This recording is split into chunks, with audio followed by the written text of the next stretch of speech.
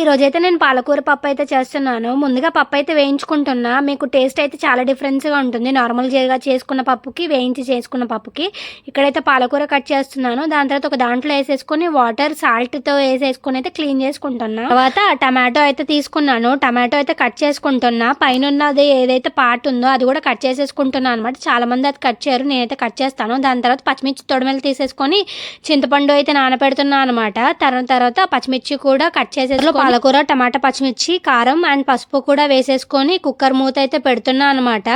దాని తర్వాత ఒక 4 విజిల్స్ వచ్చాక ఆఫ్ చేసుకొని ప్రెషర్ పోయాక పప్పు తీసుకొని మెదుపుకున్నాను. దాని తర్వాత అందులోనే చింతపండు రసం వేసేసి కావాల్సినవన్నీ వేసేసి స్టవ్ మీద అయితే పెట్టేశాను. దాని తర్వాత తాలింపు అయితే పెట్టుకున్నాను. ముందుగా ఆయిల్ వేసేసుకొని అందరికీ తెలిసినట్టే ఆవాలు, జీలకర్ర వేసేసుకున్నా. దాని తర్వాత అందులోనే ఎండుమిర్చి వేసేసుకొని గడ్డ కరివేపాకు కూడా వేసేసుకున్నాను. దాని తర్వాత పప్పులో అయితే వేసేసుకొని వేడివేడి అన్నంలో వేసుకుని తినేయడం.